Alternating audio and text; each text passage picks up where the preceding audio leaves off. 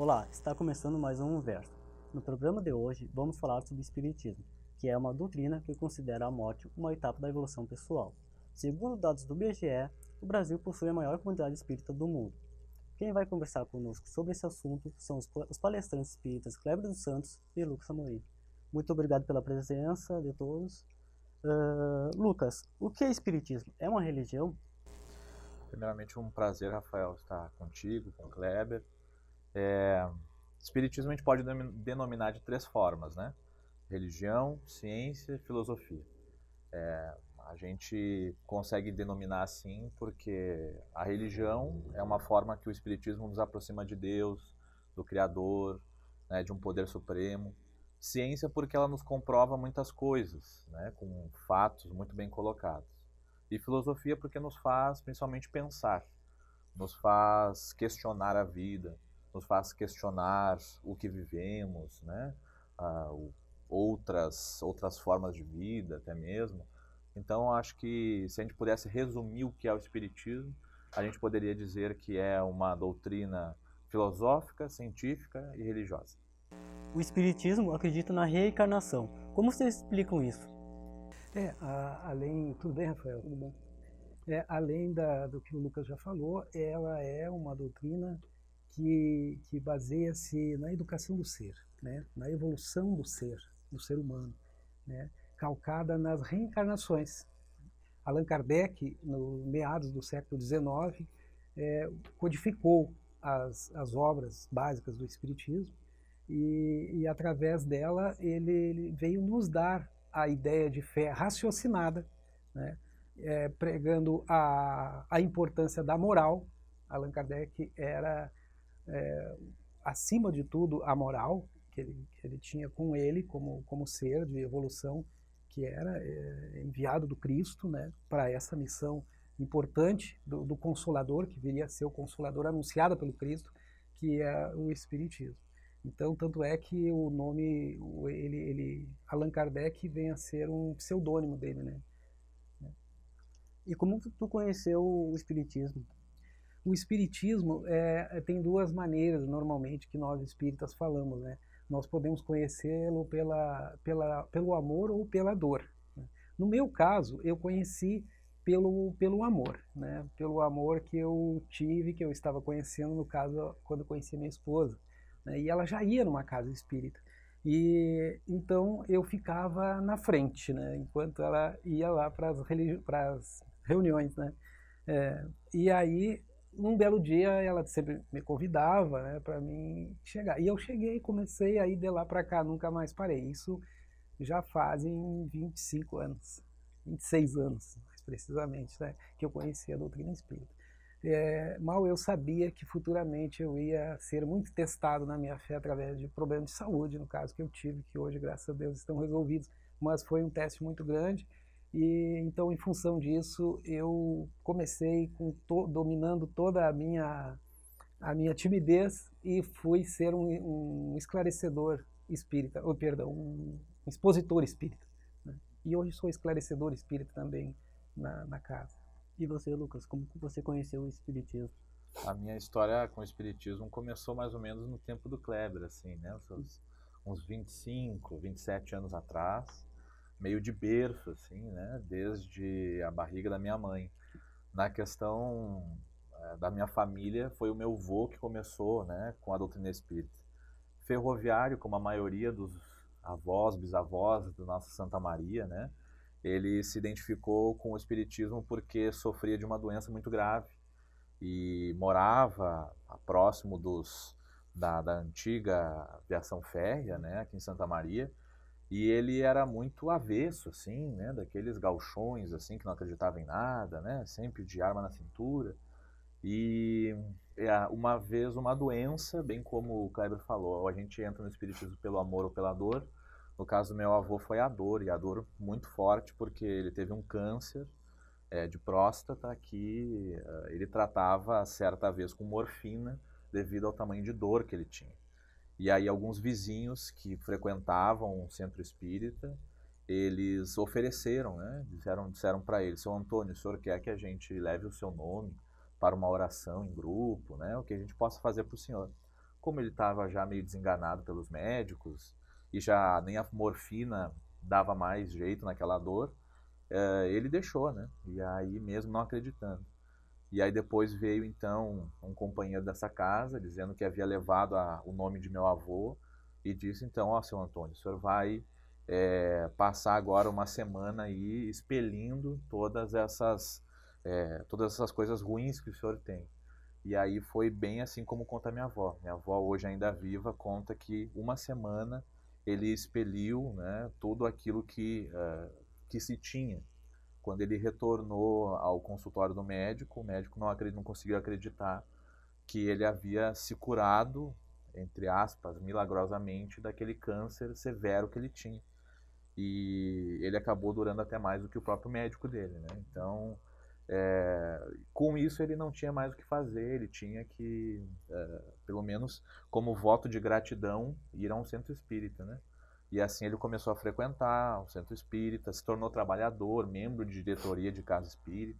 A minha avó continuou, passou para minha mãe, e a minha mãe, desde a barriga, passou para mim. Pretendo seguir aí também, como o Kleber também faz, né, para o restante da árvore genealógica aí que vier, se Deus quiser. Bom, no Espiritismo se fala bastante de encarnação. Existe isso? Existe. Dentro da ótica espírita, a reencarnação se baseia nas vidas passadas que já tivemos. Este corpo que hoje temos aqui é apenas mais um de tantos que já tivemos. Nesta caminhada, nessa jornada do espírito imortal, né, é bom frisar isso, que nós somos um espírito com um corpo e não um corpo com espírito. Normalmente nós fazemos, muitas pessoas, né, Lucas, fazem essa confusão da ideia de, eu tenho no meu corpo tem um espírito. Na verdade, o meu espírito tem um corpo, né? Porque o espírito é imortal. O corpo, ele morre, né? Ele falece, mas e volta para a natureza, assim como um dia o espírito chegou lá no bebezinho, né? Encarnou no bebezinho. Então, nesta jornada evolutiva, digamos assim, nós só mudamos de plano, tendo o mundo espiritual como nosso verdadeiro lar. A nossa casa é o mundo espiritual. Então nós viemos para cá em missão. Nós viemos para cá para evoluir, para uma das moradas do Pai. Jesus disse que o Pai tem muitas moradas, né? O Pai controla o universo, que é Deus, né? E as moradas do Pai são os planetas, enfim, são as casas de recuperação do espírito. E a Terra é o nosso planeta bendito, amorável, né? Em que nós hoje estamos aqui, né? Aprendendo, evoluindo junto com aqueles que está mais perto, que a gente chama de laboratório familiar, que é ali que é a nossa prova maior, porque a gente está ali junto muitas vezes com inimigos do passado, né? E com pessoas que muito amamos, daí vem as afinidades, né, Rafael? Aí vem, e por aí vai a caminhada, né, Lucas? Pode continuar se tu quiser. É verdade. Acho que se eu puder contribuir, Rafael, Claro. Reencarnação é como se fosse a base da doutrina espírita, né? Há muitas bases da doutrina, mas eu acho que a reencarnação é a principal delas, porque é uma doutrina reencarnacionista que acredita que nós todos que estamos aqui não estamos pela primeira vez e não vai ser a última.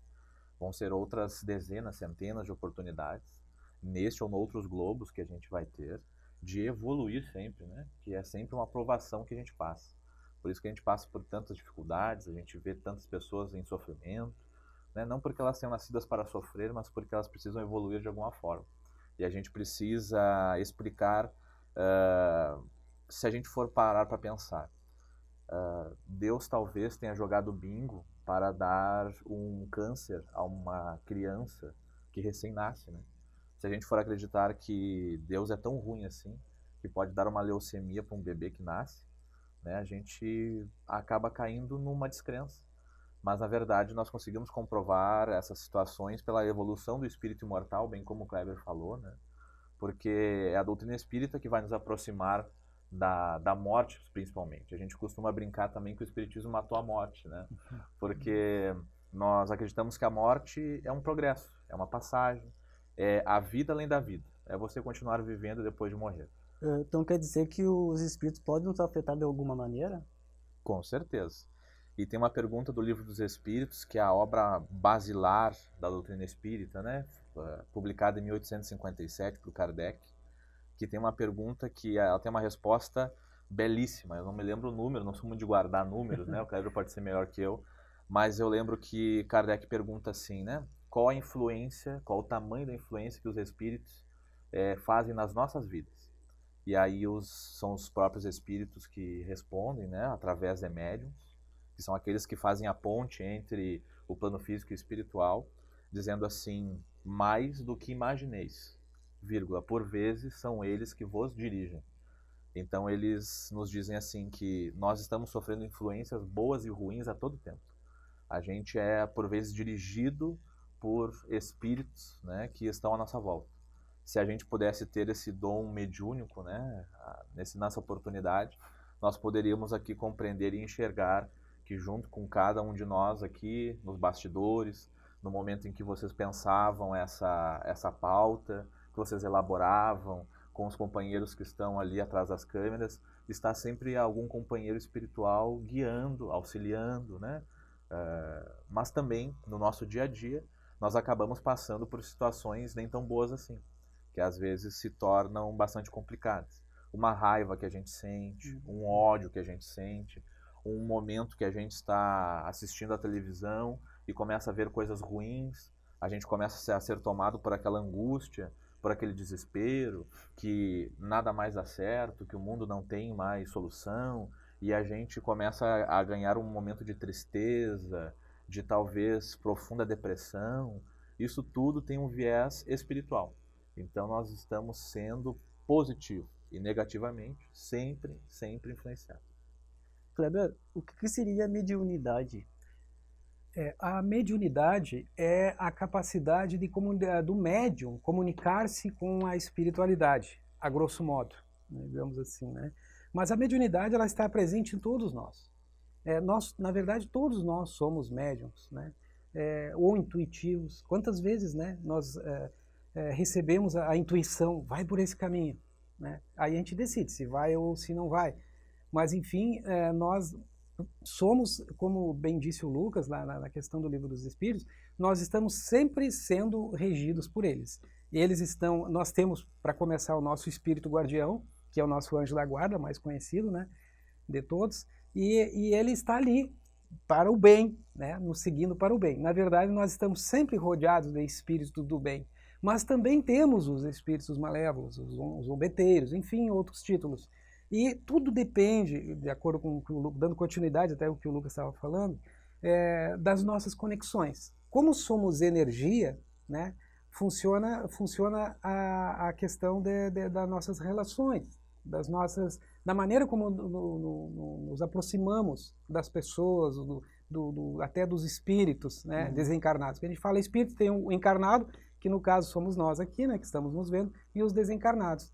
Então, tudo depende muito destas nossas conexões. Se nós conectamos no bem, nós estamos sempre no caminho do bem. Como bem o Lucas disse, vocês estavam aqui programando, fazendo a programação deste programa, a elaboração, a organização, e os espíritos do bem estavam aqui para que tivesse questões bem elaboradas. Eles, nesse momento, estão nos intuindo, né, para que a gente possa responder aquilo em que vai vir de acordo com a doutrina. Então, se nós nos conectamos com espíritos do mal, naturalmente nós também vamos receber essas influências. Então é aquela história que a gente conhece, dizes com quem andas que eu te direi quem és, né? Então é mais ou menos dentro dessa ideia. Se eu estou aqui, vou dar um exemplo agora, se eu estou aqui do lado da rua, encontro alguém conhecido, né? E eu começo a fofocar de alguém, falar mal de alguém, alguma coisa, do outro lado da rua, enfim, por ali tem algum espírito que não é do bem, ele vai sentir, vai pressentir e vai vir para mim, né? E eu já vou ficar com aquele irmãozinho ali. E esses irmãozinhos, eles também influenciam diretamente nas tuas ações, muito mais do que imagineis, como bem diz o Livro dos Espíritos. E por aí vai, né? Então, muito depende das nossas conexões, né? O nosso pensamento, tudo começa com o pensamento. Leon Denis fala no livro o Problema do Ser, do Destino e da Dor, obrigado, Lucas. Ele coloca muito bem essa questão, né, do pensamento, né, de tudo o que nós pensamos, né, nós falamos, do que nós falamos, nós agimos e nós materializamos isso, né?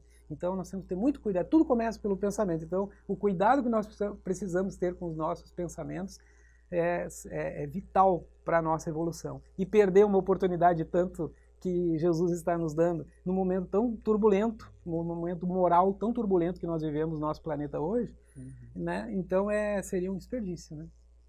Lucas, o que o Espiritismo se informa sobre Jesus?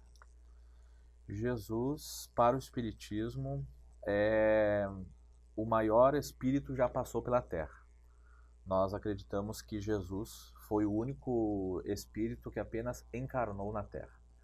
Todos os outros, qualquer outro que nós podemos citar aqui, que passaram pela Terra, embora muito bondosos, né, que nós podemos citar Gandhi, Chico Xavier, outros tantos que a gente costuma levar no nosso dia a dia como exemplo de grandeza, todos reencarnam, né? Então nós acreditamos que cada um de nós aqui reencarnou várias vezes, vai reencarnar, mas Jesus para nós é um espírito que já chegou numa escala que nós chamamos de crística.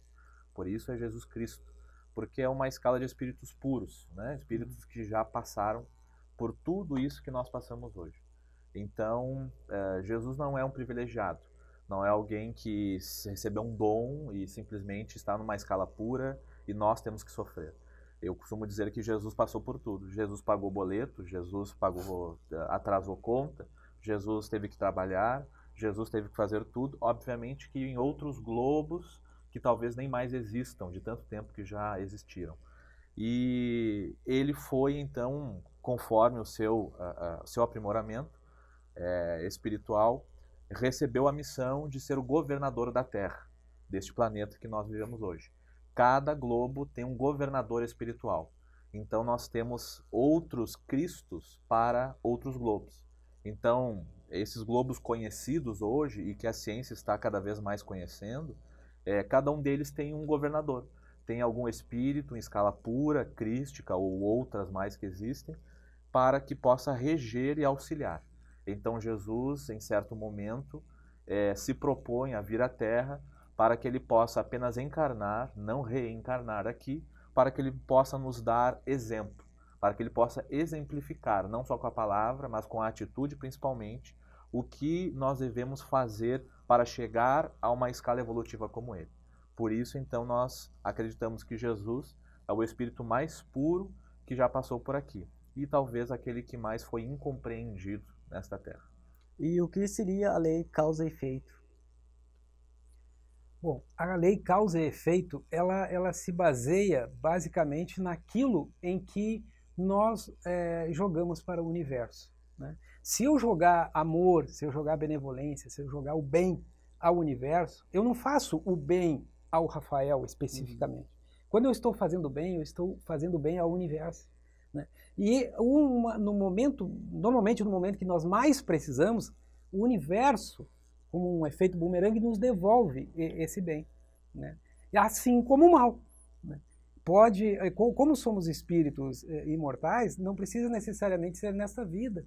Nós podemos estar sofrendo hoje, ou não sofrendo no sentido metafórico, né? Mas nós podemos estar passando por problemas hoje em nossas vidas, ou por questões muito amoráveis, em função do que fizemos no passado, né? E o passado, ele pode ter sido ainda nessa vida, como a vida futura também ainda pode ser nessa vida. Como somos, repito, como espíritos imortais, nós estamos sempre nos reciclando, sempre fazendo isso também, né? Ainda como somos muito imperfeitos, ainda praticamos o mal, né? Hoje, o planeta de provas e expiações, que é a Terra, o mal ainda predomina, né? Então nós estamos sujeitos a receber essas inclinações ainda para o mal, ainda cometemos mal, ainda magoamos muito as pessoas, né? Imagina no passado o que nós já fizemos, né? Passamos por tantas guerras, só as cruzadas foram 200 anos, né? A nós gaúchos aqui, quantas peleias bravas e feias, né, que passamos, né? Lutando de adaga, de facão, de arma, né? Quanta coisa a gente fez, quantas vidas nós ceifamos, quantas ignorâncias praticamos, né? Então, é dentro mais ou menos dessa lógica. Lucas, eu gostaria que tu falasse um pouco do teu projeto Fraternidade Sem Fronteiras, é isso? Qual é a relação com o Espiritismo? Ótimo. Exatamente hoje nós estamos lembrando dessa oportunidade que tivemos, né, de estar junto com a Fraternidade Sem Fronteiras. Fraternidade Sem Fronteiras é uma organização não governamental, uma ONG, que iniciou aqui no Brasil, na cidade de Campinas, né, e que... Campo Grande, perdão, na cidade de Campo Grande, e ela começou no ano de 2009, então está completando 10 anos. Começou com 2 irmãos, também vinculados ao Espiritismo, né, que acreditavam que eles precisavam fazer alguma coisa a mais para o outro. Então eles fundaram uma pequena ONG para auxiliar as periferias, né, da cidade de Campo Grande. E acabou que isso se expandiu, se estendeu tanto, que eles começaram a pensar um pouco além do oceano, né? Então eles atravessaram o oceano e foram para Moçambique. E ao chegar em Moçambique, pela proximidade de língua, né, porque lá é a colônia portuguesa, eles escolheram talvez assim o local mais pobre, ou um dos locais mais pobres do mundo, para auxiliar. Chegaram a Moçambique, instalaram lá em 2009 algumas pequenas cidades ou centros de acolhimento, né, para cuidar daquelas inúmeras crianças que existiam lá. Moçambique é um país que sofre muito, principalmente pelas respaldo das guerras civis que já passou. Há uma população muito grande com AIDS e que morre disso diariamente. E além da pobreza, da fome que se tem, né? Então, a Fraternidade Sem Fronteiras expandiu e há 10 anos leva comida, saúde e educação, carinho para aquelas pessoas, né, esquecidas, digamos assim, do mundo. E a fraternidade começou alguns anos atrás a abrir as portas para que as pessoas pudessem viajar com eles, conhecer os projetos da fraternidade. E assim que eu me formei no curso de jornalismo, né, aqui na UFN, eu não quis fazer formatura.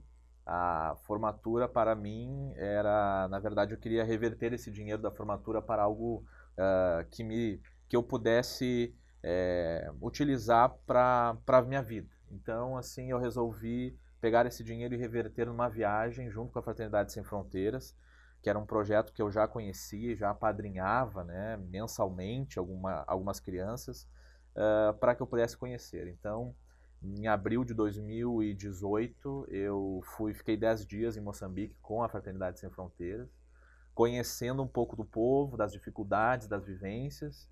E eu posso te dizer, Rafael, que foi o maior aprendizado que eu já tive nesses quase 30 anos de vida. E com certeza eu não vou ter outro aprendizado maior do que esse.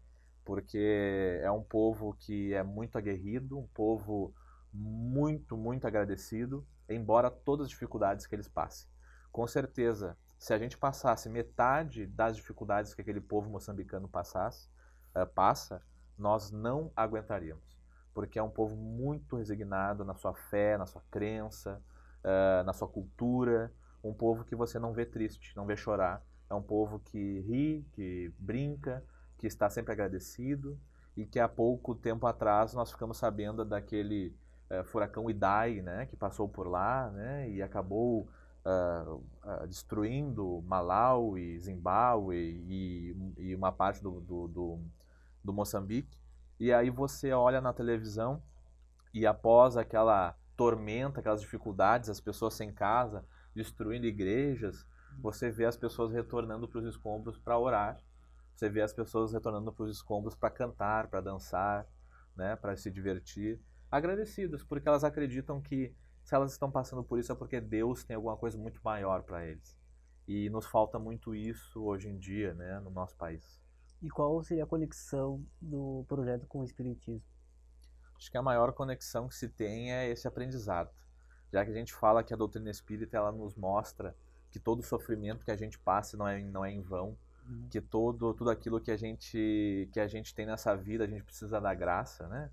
Tudo aquilo que a gente tem, a gente precisa agradecer, a gente precisa aprender muito com essa ONG da fraternidade. Porque nós, muitas vezes, somos aqueles da fé da teoria, né? A gente muito estuda, a gente muito lê, a gente fala para o público, a gente tem o livro dos Espíritos embaixo do braço, a gente sabe as perguntas, as respostas, mas quando o calo aperta, a gente sente a dor. E aí a gente não consegue muitas vezes assim lembrar daquilo tudo que a gente estuda.